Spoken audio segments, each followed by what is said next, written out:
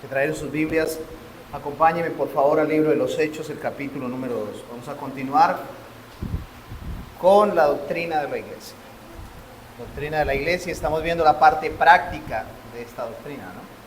Estamos viendo la naturaleza de una iglesia bíblica y hoy nos corresponde ver la naturaleza bíblica de una iglesia, segunda parte.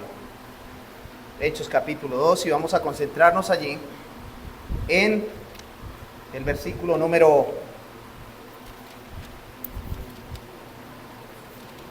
42. Bueno, desde el 40, la semana pasada estuvimos allí en el versículo número 40, exponiendo 40, 41 y 42. Hoy nos corresponde 43 hasta el 47. Vamos a leer entonces el texto. ¿Ya todos lo tienen? Desde el 40. Y con otras muchas palabras testificaba y les exhortaba diciendo: sed salvos de esta perversa generación. Así que los que recibieron su palabra fueron bautizados y se añadieron aquel día como 3,000 almas. Y perseveraban en la doctrina de los apóstoles, en la comunión unos con otros, en el partimiento del pan y en las oraciones. Aquí es donde empieza el texto de nuestra exposición hoy. Y sobrevino temor a toda persona, y muchas maravillas y señales eran hechas por los apóstoles. Todos los que habían creído estaban juntos y tenían en común todas las cosas. Y vendían sus propiedades y sus bienes y los repartían a todos según la necesidad de cada uno. Y perseverando unánimes cada día en el templo y partiendo el pan en las casas, comían juntos con alegría y sencillez de corazón, alabando a Dios y teniendo el favor con todo el pueblo. Y el Señor añadía cada día a la iglesia los que habían de ser salvos. Oremos. Amado Padre, venimos delante de tu presencia, porque necesitamos, Señor, que nos hables a través de tu palabra. Y esperamos, Señor, que sean gratos los dichos de tu boca y las meditaciones de nuestro corazón, Señor mío y Dios mío. Toma nuestras vidas y redarguye nuestros corazones. Llénanos de tu palabra, Señor, para que podamos crecer. Aquel que no es salvo, que pueda venir a ti; aquel que es salvo, que pueda crecer y afirmarse, Señor, al escuchar la exposición. Y no por el expositor, sino por lo que tu palabra dice. Oramos a ti en el nombre de Jesús. Amén y amén. Hermanos, quiero que imaginen por un momento lo siguiente. Imagínense ustedes que la iglesia no tuviera muros, ni luces, ni un nombre en la fachada. Imaginen que lo único que el mundo pudiera ver de nosotros es nuestra manera de resolver conflictos, cómo tratamos las necesidades de los que están a nuestro lado y el asombro que realmente experimentamos al reunirnos. La pregunta es: ¿qué verían? ¿Verían a un club social con actividades religiosas los domingos? ¿O verían una comunidad cuya existencia misma es totalmente inexplicable sin la intervención directa del Espíritu Santo?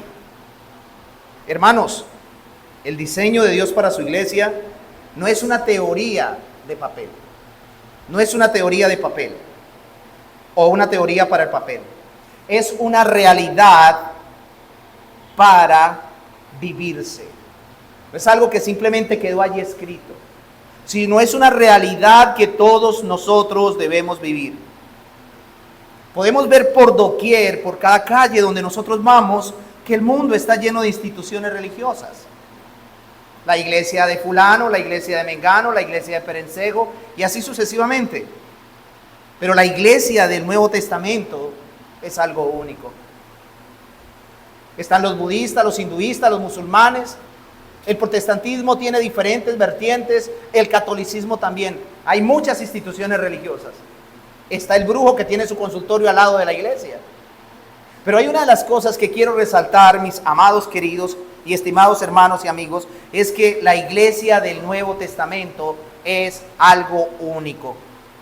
¿Y sabe por qué es algo único, singular? Porque la iglesia es un milagro visible de Dios. Es un milagro visible de Dios. Por lo tanto, no debemos tener el concepto de que la iglesia es un club donde nos reunimos por gustos compartidos, sino una comunidad creada por el poder de Dios. Dios fue el que creó la iglesia. Dios fue el que lo convirtió a usted. Dios fue el que lo añadió.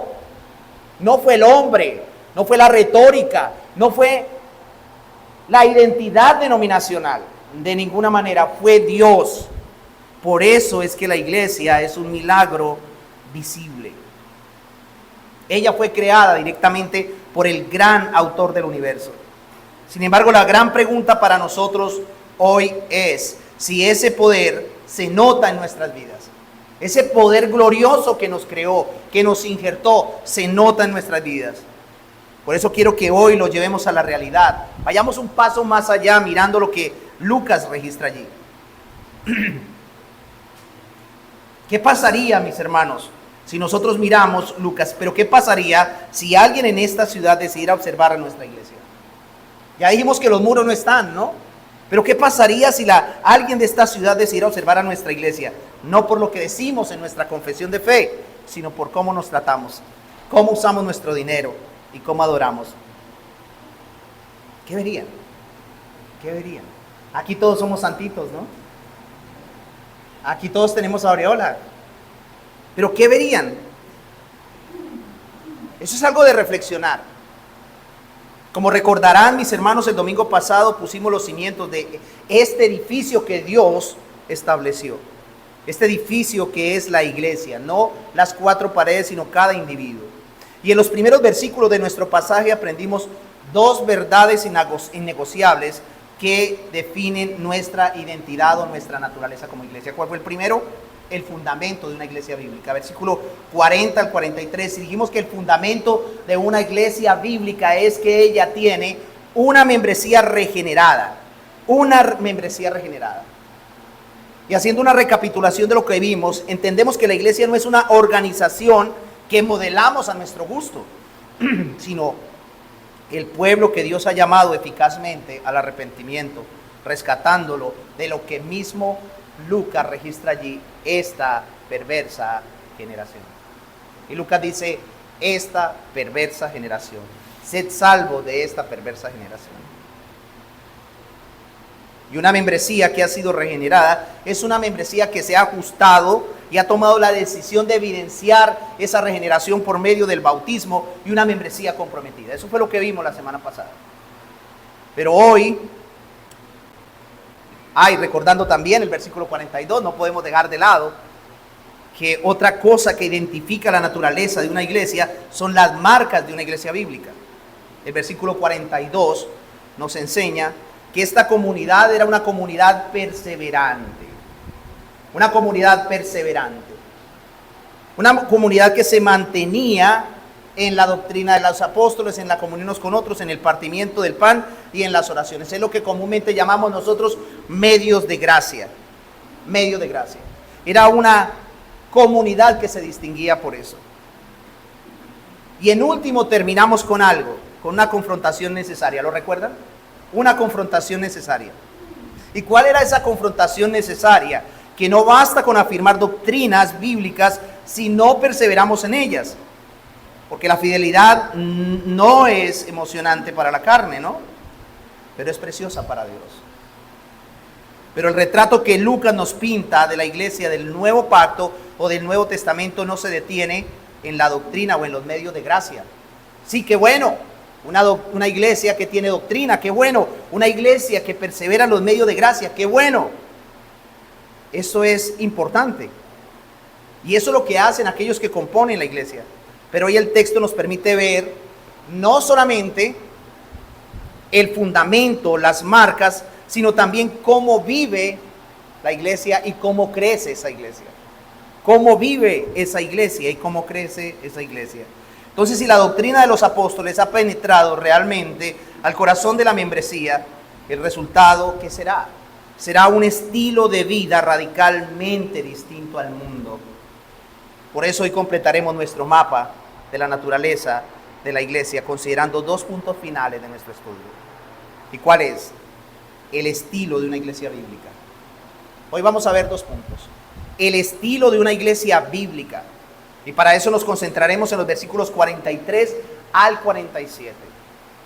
Y luego finalmente estaremos viendo en el 47 el crecimiento de una iglesia bíblica. Entonces ya hemos visto fundamento de una iglesia bíblica, marcas de una iglesia bíblica, luego veremos hoy el estilo de una iglesia bíblica y en último lugar el crecimiento. ¿Cuáles son las palabras claves? Fundamento, marcas, estilo y crecimiento. ¿Lo pueden notar allí? Una de las cosas que debemos entender cuando miramos Lucas es que no es la regla, pero sí es el ejemplo, ¿no? No es la regla, pero sí es el ejemplo. El diseño fue revelado. Ese ejemplo fue revelado para nosotros. Es decir, que si queremos una iglesia naturalmente viva y sana, no tenemos que inventarla ni actualizarla. Aquí la tenemos. Debemos someternos a ello, a mirar estos principios. Entonces, avancemos hoy para ver cómo es ese fundamento espiritual que se traduce en una iglesia que glorifica a Dios ante los ojos del mundo. En primer lugar, entonces vamos a ver ese estilo. ¿Cuál es el estilo? El estilo tiene 3 palabras claves aquí en el versículo 43 al 46. Temor, generosidad y adoración. 3 cosas importantes que vamos a observar en el pasaje. Temor, generosidad y adoración. Ese era el estilo de la iglesia. Y ese es el estilo de cada creyente. Todo aquel que ha sido regenerado tiene temor de Dios. Pero todo aquel que ha sido regenerado y hace parte de la iglesia tiene un espíritu generoso. Y todo aquel que ha sido regenerado dentro de la iglesia adora a Dios de corazón. 3 cosas importantes que observaremos. Leamos entonces, por favor, versículo 43 al 46. Y sobrevino temor a toda persona. Mire la palabra, temor. Y muchas maravillas y señales eran hechas por los apóstoles. Todos los que habían creído estaban juntos y tenían en común todas las cosas. Aquí vemos nosotros que empieza a haber temor, luego vemos nosotros unidad, y luego dice el versículo 45, generosidad. Dice, y vendían sus propiedades y sus bienes y los repartían a todos según la necesidad de cada uno. Y ahora veamos la adoración en el versículo 46. Y perseverando unánimes cada día en el templo, y partiendo el pan en las casas, comían juntos con alegría, ¿y qué? Y sencillez de corazón. Ellos iban al templo. Venir al templo implica adoración. Entonces, 3 palabras importantes que debemos tener en cuenta. Entonces, como estamos conectándolo con la exposición anterior de la semana pasada, después de haber contemplado en los versículos anteriores el fundamento, la perseverancia, la comunión, el partimiento del pan y las oraciones, ahora este texto, hermanos, nos conduce a la consecuencia natural de una vida centrada en el Evangelio. Aquí vemos claramente la consecuencia natural de esa vida centrada en el Evangelio. ¿Qué trae el Evangelio a nuestras vidas? ¿Qué es lo que produce el Evangelio en la vida comunitaria? Aquí lo vemos claramente. Porque cuando nosotros observamos el texto, Lucas no está simplemente enumerando aquí actividades religiosas. Él no está simplemente enumerando 3 actividades religiosas. No. Él está describiendo algo. Él está describiendo el efecto espiritual que produjo la obra del Espíritu Santo en aquella congregación. Eso es lo que está describiendo Lucas. Lo que el Espíritu Santo produjo en aquella congregación, en aquellos creyentes individualmente, sin que se hubieran puesto a montar estrategias. A ver, muéstrale a la gente que tú tienes temor. Muéstrale a la gente que tú tienes generosidad. Muéstrale a la gente que tú eres un adorador. No, esto fue algo espontáneo que vino de adentro hacia afuera y que naturalmente lo hacían los creyentes en el libro de los Hechos. Porque eso es lo que produce la obra del Espíritu Santo en cada individuo de manera personal. Pero una de las cosas que puedo observar aquí es que esto fue algo colectivo. Ahora, la regla es que debe ser colectivo. Claro, todo aquel que ha sido regenerado es generoso, todo aquel que ha sido regenerado tiene temor, todo aquel que ha sido regenerado tiene adoración, y todo aquel que ha sido regenerado no vive una vida solitaria, sino una vida de comunidad. ¡Wow! Amén. Yo no pido amenes, pero de verdad que quedo sorprendido con lo que hace el Espíritu Santo, porque el Espíritu Santo viene un día específico como hoy, el primer día de la semana sobre la iglesia, y Él produce esto en personas que eran religiosas, como eran los judíos. Así como nosotros, muchos de nosotros veníamos del catolicismo romano, ¿no? éramos religiosos, aparentábamos, pero aquí hay algo mucho más profundo, mucho más profundo. Entonces entendamos eso. Lucas no está enumerando actividades religiosas, él describe cómo era colectivamente la congregación, está mostrando el clima que reinaba entre ellos, el clima. Hoy ustedes perciben que frío, calor, hay un clima. ¿Qué era lo que se percibía? ¿Quién no quisiera estar en una comunidad como esta? ¡Wow! Todos. ¿Sí? No era una iglesia perfecta, pero sí tenía un ambiente muy, muy interesante. Concentrémonos pues en el versículo 43, y quiero que miremos el versículo 43, lo que dice. Y sobrevino temor a toda persona, y muchas maravillas y señales eran hechas por los apóstoles. Ese era lo que vemos allí, el estilo, ¿no? El primero, la palabra temor. Veamos la expresión sobrevino temor. Vea lo que dice Lucas allí, sobrevino temor. Indica algo, ¿no? Indica que cayó algo sobre ellos, que los envolvió. Cuando vino el Espíritu Santo, ¿qué produjo en ellos? Temor, temor. Y entendamos que esta expresión no fue una emoción superficial ni pasajera, fue una disposición constante del corazón. Un respeto reverente por Dios y su iglesia. Ahora, la palabra temor, entendamos que la palabra temor aquí no se refiere a terror servil. Uy, es que de pronto me cae un rayo. No. La expresión temor aquí no se refiere a temor, a terror servil, como el miedo del esclavo ante un amo cruel.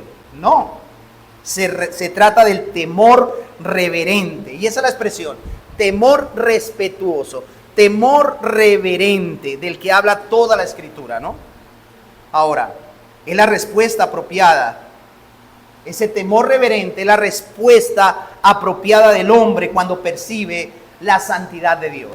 Y eso es lo que pasaba en estos creyentes. Ellos percibían la santidad de Dios, percibían el poder y la gloria de Dios obrando entre ellos. Era la tercera persona de la Trinidad que estaba en medio de ellos. Y esto me recuerda a Isaías en el capítulo 6, el versículo 5, porque el mismo Isaías experimentó temor cuando vio al Señor alto y sublime. ¿Te recuerdan las expresiones de Isaías? ¿Qué dijo? ¡Ay! Eso es reverencia. ¡Ay! También recuerdan ustedes el temor que invadió al pueblo de Israel cuando descendió sobre el Sinaí. Habla tú con ellos, pero nosotros no hablaremos con él. Y no porque el pueblo tuviera aversión a Dios, era que se había apoderado un respeto profundo por Dios. Pero también podemos ver que es el temor que embargó a los discípulos cuando Jesús calmó la tempestad. Y recuerdan ustedes que dijo, ¿y quién es este? Eso es un temor reverente, un respeto profundo. Ese temor al cual que percibimos que describe Lucas es el asombro reverente que nace cuando el pecador entiende que ha sido alcanzado por la gracia de un Dios perfectamente santo. Todo aquel que entiende la obra que Dios hizo va a tener ese temor reverente. Ahora, en Hechos 2, ese temor está directamente conectado con la obra visible de Dios. Allí en el versículo 3. Y sobrevino temor a toda persona. Y vea cómo está conectado con la obra visible de Dios. ¿Lo pueden observar? Y dice el texto, y muchas maravillas y señales eran hechas ¿por quiénes? Por los apóstoles. Mire cómo está conectado el temor con la obra visible del Dios invisible. Con la obra visible del Dios invisible. Mis hermanos, las señales que menciona Lucas aquí no eran espectáculo. No, eran confirmaciones divinas del mensaje apostólico. O sea, Dios estaba confirmando por medio de los apóstoles, no de los que habían acabado de creer. No, por medio de los apóstoles, que la predicación de Pedro tenía respaldo divino. Si tú vas a Marcos capítulo 16, él había prometido lo siguiente, y era que las señales iban a estar, la predicación iba a estar respaldada por esas señales. Es decir, que cuando los apóstoles predicaban, ¿qué pasaba? No solamente predicaban, sino Dios confirmaba eso, sanando enfermos, echando fuera demonios, etcétera, etcétera. Pero era exclusivo para los apóstoles. Esas señales también están descritas en Hebreos 2, 3 y 4. Entonces, estos textos notoriamente nos dejan ver que Dios mismo estaba haciendo algo. Y esta expresión que está en el versículo 43 nos deja ver que Dios mismo estaba autentificando la predicación del Evangelio por medio de esas señales. Mis hermanos, y cuando Dios actúa de manera tan clara, la única respuesta que sería reverencia. Ahora usted dirá, pero hoy no vemos eso. ¿Y qué hacemos? Entonces Dios no está con nosotros. ¿Cómo podemos ver una señal hoy? Bueno, ¿cómo? Cuando tú ves que se predica el Evangelio y la iglesia empieza a crecer sin necesidad ni de un pastor, ni de un hombre, ni de estrategias. Esa es la mejor expresión de la obra visible del Dios invisible. Cuando las personas empiezan a caer postradas y rendidas delante de Dios. Hoy no necesitamos señales, prodigios, milagros. No necesitamos calzas en los dientes. No necesitamos escarcha en las manos. No necesitamos espectáculos. Lo único que podemos ver en el día de hoy es cómo Dios opera convirtiendo personas. ¿Ustedes han visto la iglesia? Gracias. ¿Ustedes no han notado que no tienen pastor un mes y sin embargo la membresía se sigue y la asistencia se sigue manteniendo? ¿Ustedes no han notado que hay personas que están asistiendo y que se han mantenido? Abrimos un grupo bíblico en Caobos, una célula. ¿Cómo? Y el Señor está haciendo algo. Está tratando con el corazón de las personas. Él está engendrando el Evangelio, está engendrando la vida de Dios en el corazón de estas personas. Digo, wow. Una de ellas recibió un folleto sobre los 10 mandamientos. Lo que muchos cristianos, como ejemplo quiero ponerlo, lo que muchos cristianos no han entendido. Él apenas está empezando.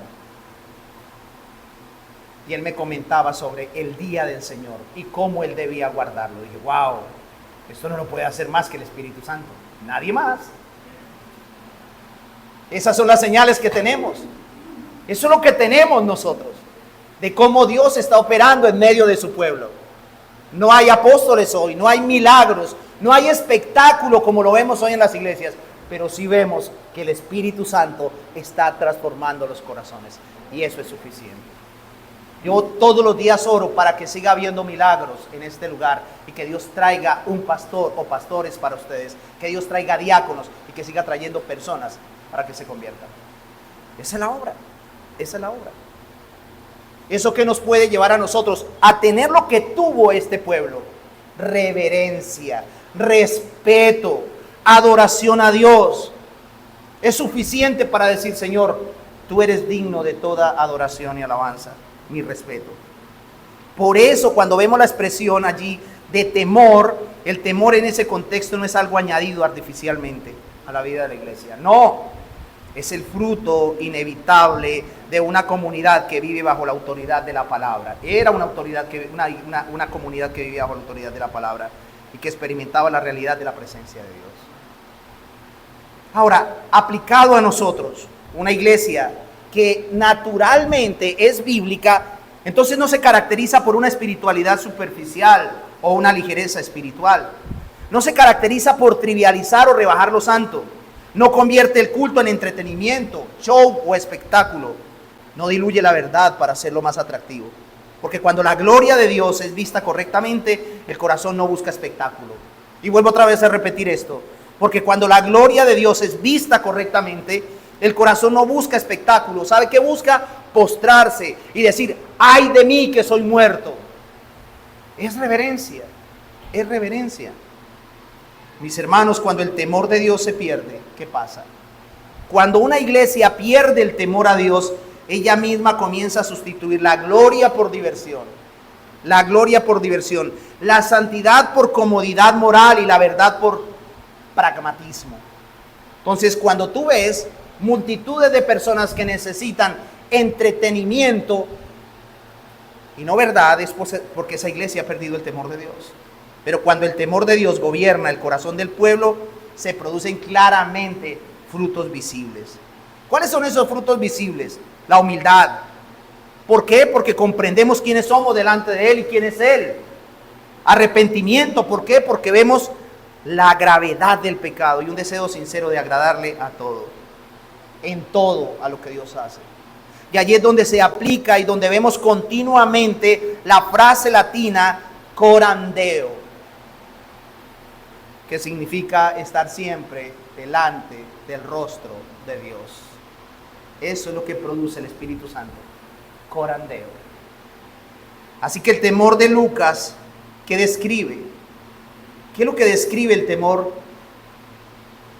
de Lucas allí? Describe no un detalle secundario, no. Es evidencia de que el Espíritu Santo está orando. Es evidencia. Donde el Evangelio es creído, porque la palabra es predicada fielmente y donde Dios es reconocido en su majestad, allí inevitablemente habrá reverencia santa, habrá temor reverente, del que habla ese versículo que acabamos de leer, el versículo 43. Entonces, este temor reverente, podemos observar allí el versículo 24, que en ese temor reverente no quedó reducido a una experiencia simplemente interna. No quedó reducido a una experiencia interna, sino que se exteriorizó. No fue una emoción entonces mística, sin consecuencias prácticas. Ese temor se exteriorizó. Y el texto nos muestra que ese temor produjo una forma concreta de vivir. Y ahí es donde vemos, en segundo lugar, la generosidad. Lo pueden notar, estamos yendo versículo a versículo. Versículo a versículo. Estamos leyendo el texto, explicando el texto y por último vamos a aplicar el texto. Entonces vamos a ver el versículo 44. Ese temor reverente no se redujo simplemente a una experiencia interna. Un ejemplo claro. Yo me le acerco a usted y le digo, ¿tiene temor de Dios? Sí. ¿Y cómo puedo comprobar que tú tienes temor de Dios? ¿Porque simplemente lo dices? No. Tienes que mostrar, dar evidencia de que tiene temor de Dios. Y eso pasó con los cristianos colectivamente. No solamente tenían temor, sino que expresaron eso. Versículo 44, léanlo conmigo. Todos los que habían creído estaban dispersos. No, estaban juntos y tenían en común ¿qué? Todas las cosas. Observe que aquí hay algo importante. Observe que el sujeto del texto es los que habían creído. Estos se distinguían ¿por qué? Por dos cosas. ¿Cuáles eran esas dos cosas? En el texto, unidad, y luego sigue hablando. Todos los que habían creído estaban juntos y tenían en común todas las cosas. Pero observan que en su Biblia hay un punto y coma. ¿Qué nos da la idea del punto y coma? De que continúa, ¿no? ¿Y qué es lo que continúa? Describiendo la generosidad. Entonces el temor de ellos, ¿qué fue lo que produjo? Unidad. Eso era una evidencia externa de algo interno que había. Cuando tú promueves la unidad, no es tuya. ¿Entiende lo que te estoy diciendo? No es tuya. Es que simplemente, aún sin intención, el Espíritu Santo te está llevando a preocuparte por tu hermano. A que lo que le ocurra a tu hermano es tuyo. Que la carga que él lleva también es tuya. Que el sufrimiento que él tiene también es tuyo. Que la necesidad que él tiene también es tuya. A veces los impíos parece que mostraran eso, ¿no? Y la iglesia no. Bueno, no estoy hablando de ustedes, ¿no? Pero veo que a veces sucede eso. Un impío se enferma y van a visitarlo sus amigos. Un creyente se enferma y confía en Dios, aprende a confiar en Dios, que Él es soberano y Él es providente. Ah, no, eso lo sabe. Eso lo sabemos todos, ¿no? ¿Y qué cuando tu hermano no quiere orar? ¿Y qué cuando tu hermano no quiere congregarse? El hermano José esta mañana nos daba una muy buena enseñanza sobre cómo el orgullo nos lleva a ser simplemente religiosos externos y a no ser compasivos, a no ser misericordiosos. a saber bajo qué circunstancias está viviendo tu hermano, bajo qué condiciones. Aquí vemos nosotros una congregación, una comunidad que tenía unidad, pero también practicaba la generosidad. Entonces la unidad y la generosidad no nacen simplemente de una afinidad humana. Es que tú me caes bien, hermano. Es que la hermana Mari es una mujer extraordinaria, me cae bien y por eso yo siempre le digo a los hermanos que le den un mercado. No, eso no es cierto. Es un ejemplo, ¿no? Porque yo nunca le he dado mercado a la hermana. Solamente estoy poniendo un ejemplo. Es que por eso invito a Ricardo, bueno, yo no lo invito, él me invita a comer chorizo.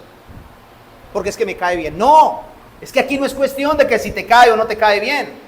Aquí no había eso. ¿Creen ustedes que habían diferencias entre ellos? Sí, posiblemente. Pero es que cuando Cristo, por su Espíritu, regenera nuestro corazón, las diferencias se disipan. La amargura, el resentimiento y el odio se van. Y aquí no hay estrato. Aquí no hay profesión. Aquí hay humildad. Aquí hay humildad. Entonces la unidad y la generosidad no nacen simplemente de una afinidad humana, sino de la fe en el Señor. La fe común en Cristo produjo una vida común en ellos. La fe común en Cristo que tenían produjo una fe común en ellos. ¿Y cómo la vemos? ¿En qué expresión? En la expresión o la palabra juntos. Observan allí el versículo 44. Todos los que habían creído estaban ¿qué? Juntos. No solo geográficamente, porque ahí no lo está diciendo que estaban juntos, porque aquí todos estamos juntos. No está hablando de estar juntos geográficamente solamente, sino que estaban juntos espiritualmente.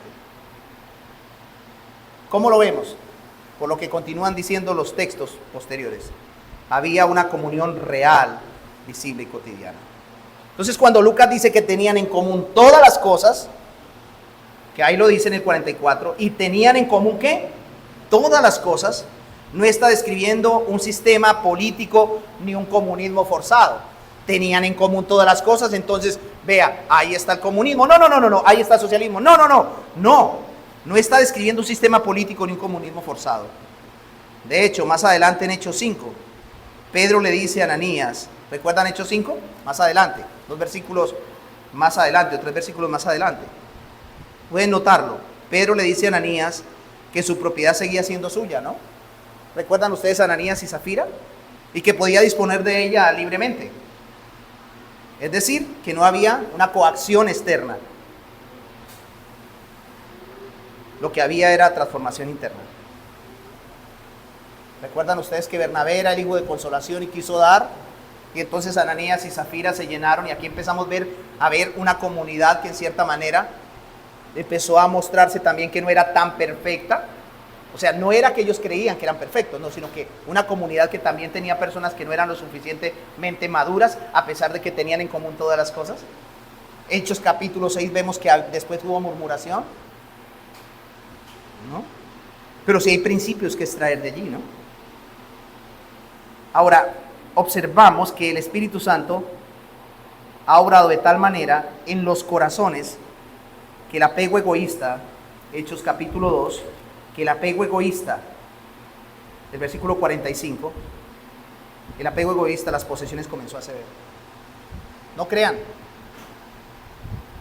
Si alguien coge algo que es suyo, ¿cuál es la reacción que tiene? Naturalmente. Si alguien coge algo que es suyo, ¿cuál es la reacción que tiene? ¿Cuál es la reacción que yo tengo? ¿Y tú por qué lo cogiste? No me pediste permiso. Y por eso hay contienda. Ahora observemos que allí el apego egoísta a las posesiones comenzó a ceder en el versículo número 45. Porque la gracia de Dios alteró su relación con el dinero y los bienes materiales. Por lo tanto, ellos ya no se veían como dueños absolutos de ninguna manera. Veamos lo que dice el versículo 45. Y vendían sus propiedades. ¿Y qué? Y sus bienes. Y vendían sus propiedades y sus bienes. ¿Y qué sigue diciendo el texto? Y lo repartían a todos según la necesidad de cada uno. Que habían ricos y pobres. Había gente con comodidad y gente muy necesitada. Y esto desbarata la idea del evangelio de la prosperidad, que tú, porque eres hijo del rey, tienes que tener plata todo el tiempo. Eso no es lo que dice la Biblia. Estos habían creído y no tenían plata todo el tiempo.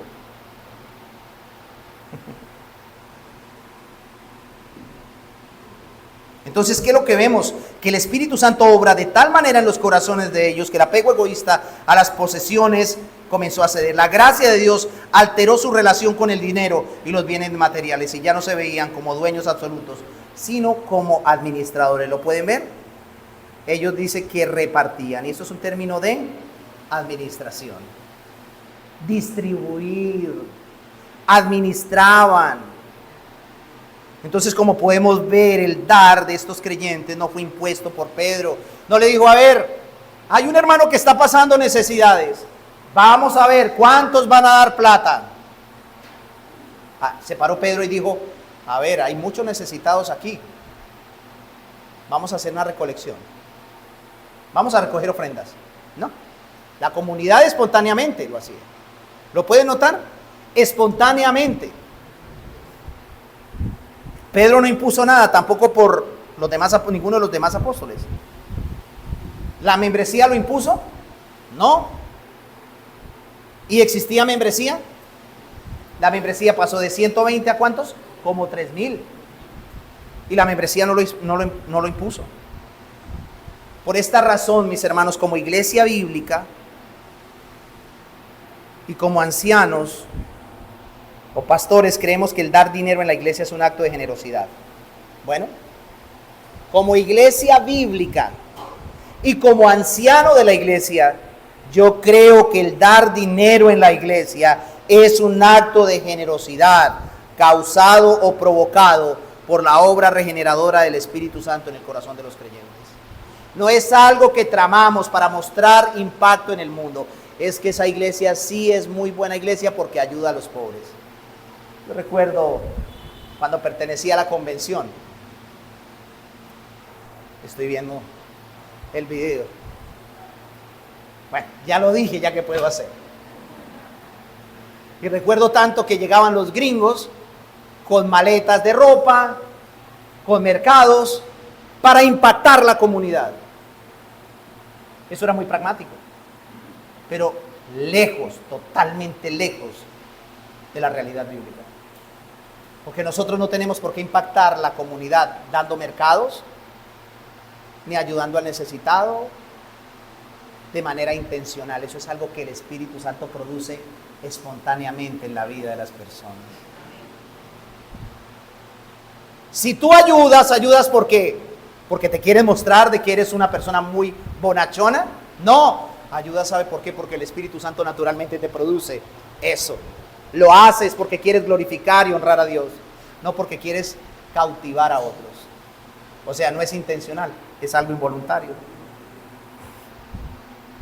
Entonces, el dar dinero como iglesias bíblicas es un acto de generosidad no causado, provocado por los hombres, sino por el Espíritu Santo. Por eso nosotros, vuelvo otra vez a decirlo por segunda vez, negamos rotundamente el falso evangelio de la prosperidad, donde comprometen que Dios les va a dar si dan dinero.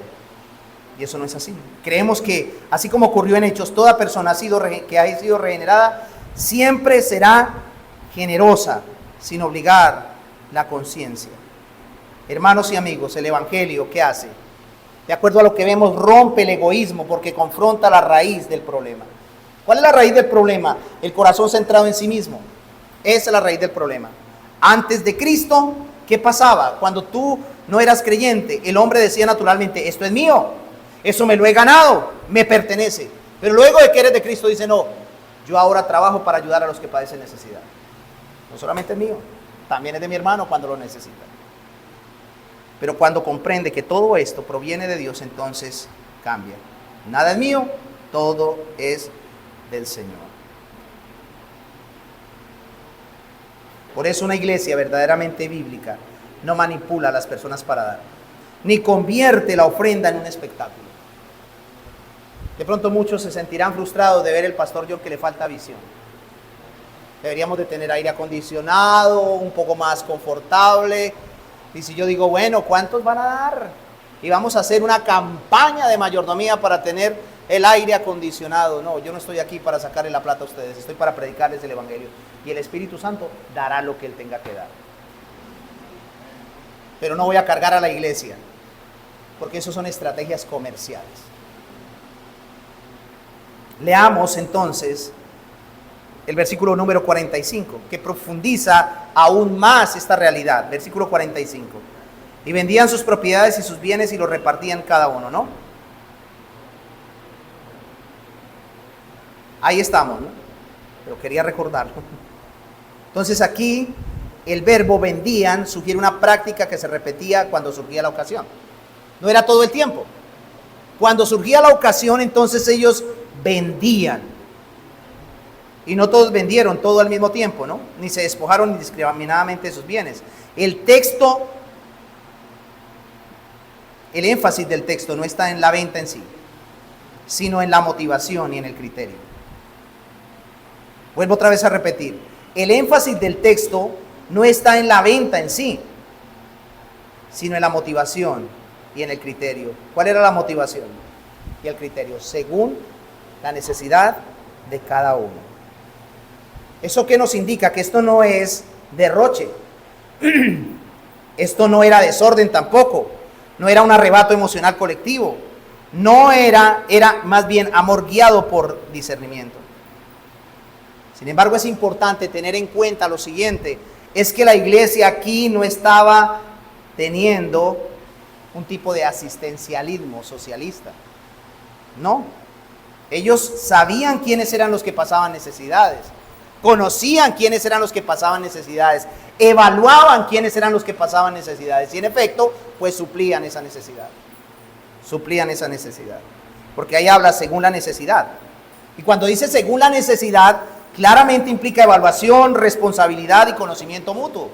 No es simplemente a granel, que viene alguien y si sabe que necesito tal cosa, tome indiscriminadamente. No, hay evaluación, responsabilidad y conocimiento mutuo. Eso nos muestra que no era un mero sentimentalismo. Cuando un hermano enfrentaba escasez verdadera, falta de alimento, techo, recursos básicos, ¿qué hacía la iglesia como cuerpo? Respondía. Y eso nos confronta a nosotros profundamente hoy, ¿no? Porque muchas veces vemos necesidades reales y endurecemos el corazón. Eso pasa. Nos justificamos pensando que cada uno debe resolver lo suyo. O tenemos que no tenemos que involucrarnos demasiado. Pero el Evangelio no permite una fe aislada y fría. Y también quiero decir algo, porque a veces la iglesia da.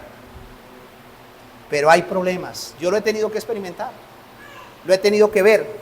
Muchas veces la iglesia es generosa, pero hay otras veces que la iglesia se abstiene. Y voy a decir por qué la iglesia se abstiene. ¿Saben por qué?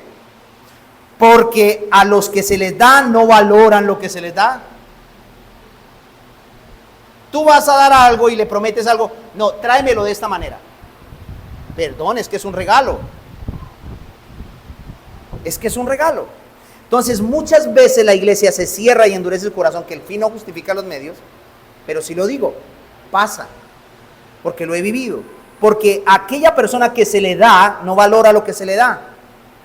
Voy a poner un ejemplo así para ser más práctico. Si le falta ropa, entonces quiere ropa de marca. Hermano, tú me trajiste este pantalón, pero yo utilizo solamente Alberto BO5, los míos están viejos.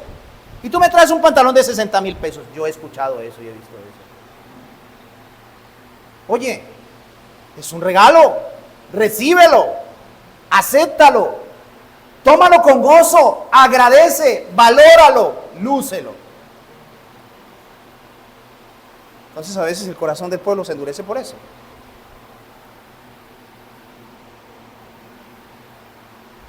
Otro ejemplo es que si les va a dar, entonces exigen lo que quieren. Entonces llega alguien con un paquete de mercado. Yo no sé si aquí en Cúcuta venden bolsas de mercado. En Cundinamarca venden bolsas de 50, 60 o 70,000 pesos. Y tú llegas a la casa del hermano y lo llevas. Ay, yo no como esto, yo no como esto, yo no como esto, yo no como esto, yo no como esto. Oye, al menos disimula por un momento. Si no comes, pues compártelo con otros. Pero recíbelo con alegría. Recíbelo con alegría. No es que a mí no me gusta la carne de cerdo. Bueno, recíbela. No es que a mí no me gustan las patas de pollo. Pues recíbelas. Recíbelas y dale gracias a Dios que Dios te lo trajo. Y es entendible que no te guste, porque para eso Dios nos dio papilas gustativas, ¿no? Recíbelo. Y haz un buen sancocho e invita a tu vecino. Que no me gustan las sardinas. Las enlatadas, ¿no? No me gustan las sardinas. No lo traiga por aquí. Eso no me gustan. Recíbelo. ¿Ves? Yo no me imagino que los que estaban allí, entonces no. Yo soy judío y no como carne de cerdo. Bueno, yo creo que obviamente el texto no es explícito, pero pues culturalmente pudo haber sucedido una situación como esa. Pero aquí la iglesia tiene algo. No tiene la frase, cada uno resuelva como le parezca, pero sí habían una actitud de recepción, ¿sí? De recibir. Vivimos en una cultura, mis hermanos, profundamente individualista, donde el éxito personal y la comodidad privada se convierten en metas supremas. Pero la iglesia de Cristo no es una colección de individuos autónomos, es un cuerpo, y un cuerpo que cuando un miembro sufre, ¿qué pasa con los demás miembros? Sufren. 1 Corintios 12:25. Ahora consideremos el versículo 46.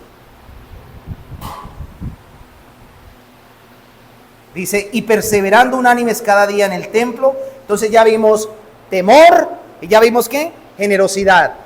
Ahora vamos a ver adoración. Ese es el estilo. Y dice luego el 46, y perseverando, porque aquí el 46 nos permite contemplar el corazón del adorador de esta iglesia naciente. Y perseverando es otra vez la misma expresión del versículo 42, unánimes cada día en el templo, todos, partiendo el pan en las casas, comían juntos con alegría y ¿qué? Y sencillez de corazón. Entonces, después de mostrarnos su generosidad y compromiso mutuo, Lucas nos muestra la raíz que sostiene todo, una vida constante de adoración y comunión. Y aquí vemos al menos 3 elementos claramente definidos en el texto. ¿Cuáles son? Primero, perseveraban unánimes. Es decir, que se mantenían con firmeza unidos, no era un entusiasmo pasajero. Segundo, perseveraban en la adoración pública. Y el texto dice que cada día estaban ¿en dónde? En el templo. Ahora recuerden que no era templo así, porque apenas la iglesia estaba naciendo, era el templo judío, el templo de Jerusalén. Y es importante entender esto en su contexto histórico, ¿no? Porque el templo era un lugar visible de reunión para el pueblo. Y ellos no abandonaron la adoración. Consideraban la adoración corporativa y no la veían como algo opcional o secundario. Y eso es lo que hace todo aquel que ha nacido de nuevo. Y en tercer lugar, vivían una fe cotidiana. ¿Qué dice? Y partían el pan en las casas. Lo dice ahí. Y partían el pan en las casas y comían juntos con alegría. ¿Y qué? Y sencillez de corazón. No era algo superficial, no era algo artificial. Era algo sincero y sencillo. No era una euforia fabricada por estímulos externos. Era el gozo profundo que nace de la reconciliación con Dios. Eso nos lleva a considerar entonces, ya después de dejar el estilo, nos conecta en último lugar con el crecimiento de la iglesia, de una iglesia bíblica. ¿Cómo es el crecimiento? Versículo 47. Alabando a Dios y teniendo el favor con todo el pueblo. Mire su Biblia. Alabando a Dios y teniendo el favor con todo el pueblo. ¿Y el Señor qué hacía? Añadía a la iglesia a los que habían de ser salvos. ¿Qué vemos allí? ¿Cuál es el crecimiento? Vemos una doctrina fundamental: soberanía divina y testimonio cristiano. Soberanía divina y testimonio cristiano. Dos cosas. Ahí dicen el alabando a Dios, en donde en el templo, y teniendo el favor con todo el pueblo. Uy, qué interesante, ¿no? Pero abajo dice, y el Señor añadía cada día a la iglesia. ¿Quién añadía? ¿Pedro? ¿La retórica de Pedro? No, el Señor. ¿Qué había? Membresía operada por Dios soberanamente y testimonio cristiano, porque ellos tenían el favor con todo el pueblo, ¿no? Observe cuidadosamente allí nuevamente el sujeto del verbo principal en la última frase. No dice la iglesia añadía, no dice los apóstoles añadían. ¿Qué dice? ¿Qué dice? el Señor añadía. Y aquí encontramos una de las convicciones más firmes de la teología reformada, que Dios es soberano en la salvación. Dios es soberano en la salvación. Entonces aquí se disipa toda idea de vanagloria. Es que el pastor John es el fundador de la iglesia de Cúcuta. Es que los miembros fundadores, eso es carreta y paja evangélica. Bueno, espero no estar diciendo alguna cosa que les incomode en el sentido de que dije la palabra paja. Para nosotros paja es algo que es basura. ¿Sí? Somos una comunidad multicultural. ¿Me entienden ustedes cuando digo que es paja barata? Es decir, hojarasca que hace ruido. Es que ¿quién es el que los trajo a ustedes a la fe? No fue John, no fue la iglesia, no fue el rótulo Reforma, fue Dios soberanamente. No fue ni el fundador Daniel Santos, ni el fundador Miguel Ramírez, ni la fundadora Esperanza, Gloria Esperanza. Eso es pura carreta evangélica. Ni John Spitia, Dios mismo. Él es el que conforma su iglesia. No fue el carisma del predicador. Por eso aquí la centralidad no es.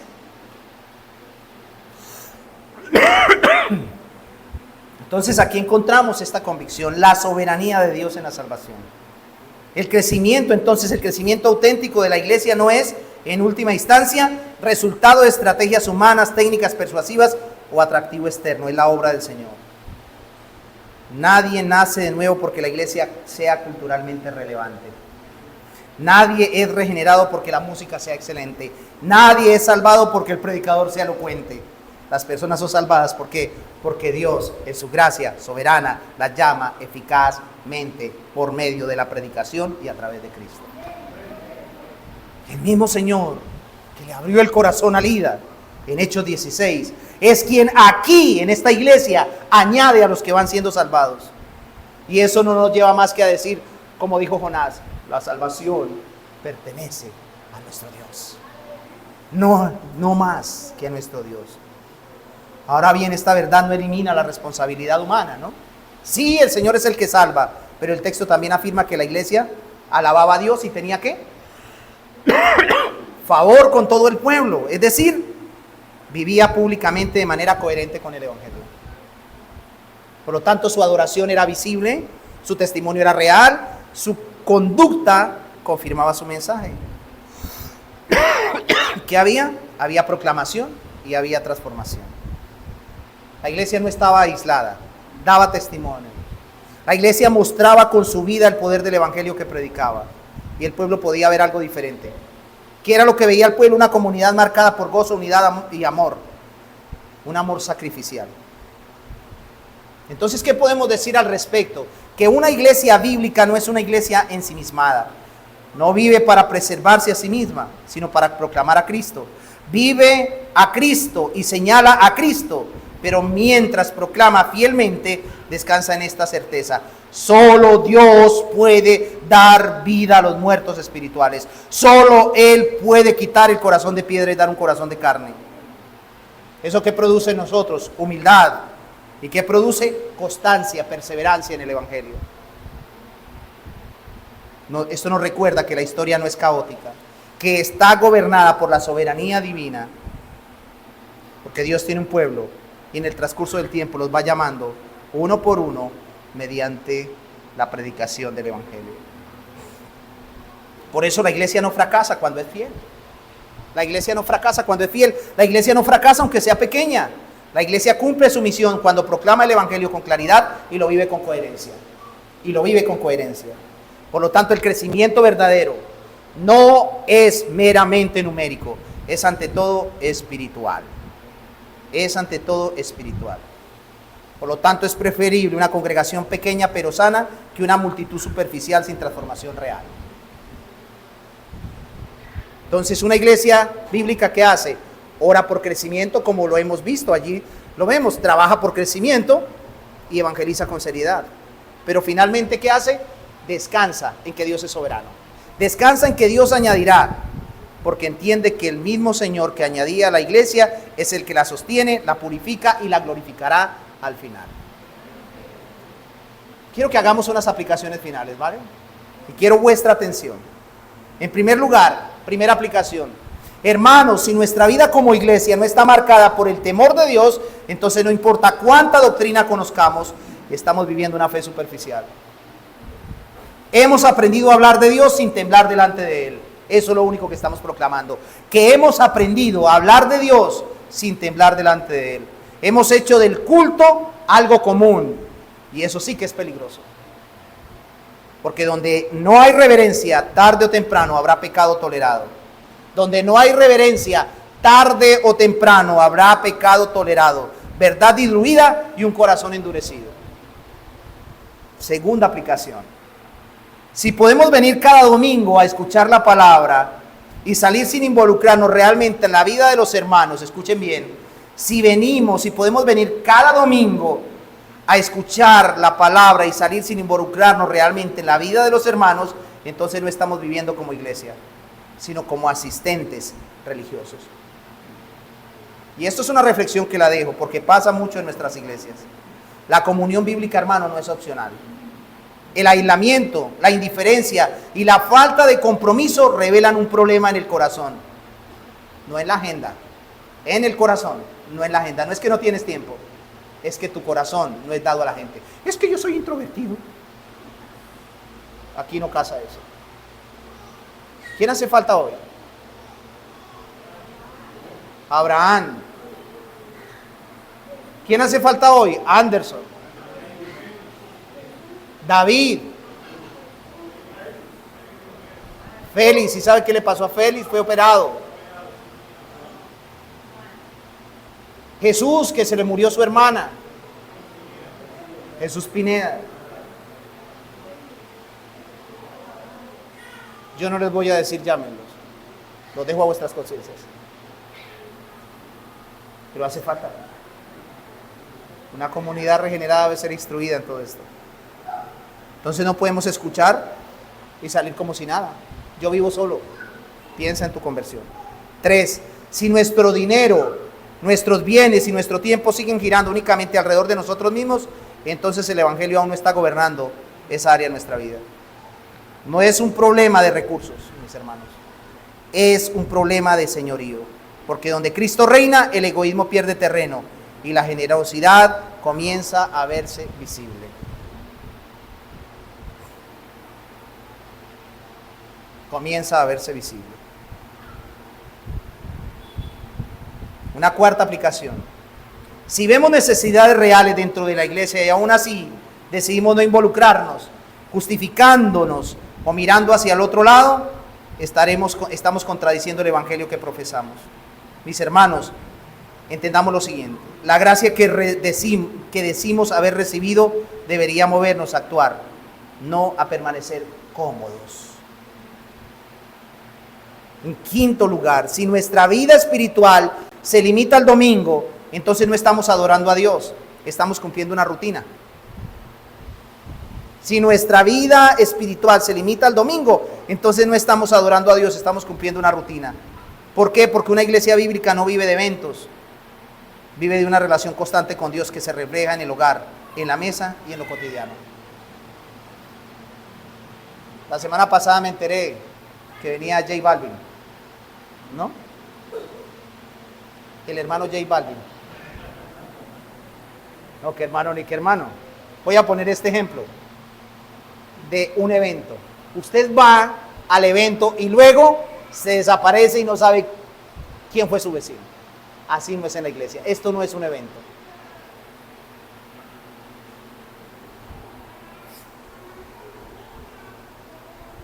En sexto lugar, si estamos más preocupados por el crecimiento numérico que por la fidelidad del evangelio, ya hemos perdido el enfoque. Entonces, ¿pero qué pasa? Hay gente que recibir como membresía. Detente, párate por un momento. El crecimiento verdadero no lo producimos nosotros. ¿Quién es el que lo produce? Entonces, cuando la iglesia confía en métodos más que en Dios, termina llenándose de gente, pero vaciándose de poder espiritual. Y hoy vemos nosotros eso, ¿no? Así, para entrar a un lugar, pero vacíos espiritualmente. Y en séptimo lugar, Si no estamos proclamando a Cristo con claridad y viviendo de manera coherente, no debemos sorprendernos si no hay fruto. Pero si somos fieles y aún así no vemos resultados inmediatos, no es fracaso. El fracaso sería abandonar la fidelidad por la desesperación. Y una última y final aplicación. ¡Wow! Ya. Una última y final aplicación, hermanos. La pregunta no es si conocemos este modelo de iglesia, sino si estamos dispuestos a vivir de esa manera. Porque podemos admirar Hechos 2, enseñarlo, incluso defenderlo doctrinalmente y aún así vivir muy lejos de esta realidad. Y eso delante de Dios no es ignorancia. Eso delante de Dios es desobediencia pura. Que Dios bendiga su mensaje en vuestros corazones. Por lo tanto, es la exhortación para los creyentes. Y para ti, si no eres creyente, ¿qué es lo que debes hacer? ¿Quieres ser como esta iglesia? Mira a Cristo. Vuélvete a Él. Entrega y rinde tu corazón a Él. Y déjame decirte que vas a ser parte de esa iglesia. Vas a ser parte de esa iglesia. Y si no eres parte y no estás viviendo como esta iglesia, pues reflexiona sobre tu vida, en lo que eres. Deja las pretensiones, el orgullo, la soberbia. Recuerda que Dios quiere dentro de su iglesia cristianos regenerados. Y si te has sentido aludido por el mensaje de hoy, inclina tu corazón delante de Él. Humíllate, arrepiéntete y dile: Señor, tú has descrito lo que yo soy. Yo he sido, no como esta iglesia, como estos cristianos. He sido egoísta, he sido dominguero, he sido esto, he sido aquello. Y el Señor te va a perdonar. Por ahí está llamando San Pedro. El Señor te va a perdonar. El Señor te va a perdonar. Siempre va a haber esperanza, mi hermano amado. Siempre en Cristo hay esperanza. No te sientas perdido. No te sientas simplemente señalado. Ve en arrepentimiento y comprométete con Él y vive para su gloria. Que Dios selle esto en nuestros corazones. Póngase en pie, por favor. Padre, damos gracias a ti por tu palabra, Señor. Hoy, Señor, nos has llamado desde la semana pasada, nos has exhortado y venimos delante de ti, Señor, entendiendo esta magnífica realidad, estos magníficos principios para aplicarlos en nuestros corazones. Solamente sé, Espíritu Santo, que tú eres el único que puedes transformar los corazones, las vidas y hacer de esta comunidad y de estos creyentes, creyentes vivos, creyentes que teman, creyentes que evidencien todos, tanto predicadores, maestros como creyentes, que evidenciemos el temor. Que no vivamos un cristianismo de 4 paredes, sino que podamos ser, Señor, cartas leídas ante los hombres. Perdónanos, oh Dios, si hemos perdido el rumbo, el horizonte, y ayúdanos a enfocarnos en ti, para la alabanza de la gloria de tu gracia. Señor, gracias, porque eres tú, por medio de tu palabra, el que nos invitas a vivir el Evangelio. En el nombre de Jesús, y el pueblo dice: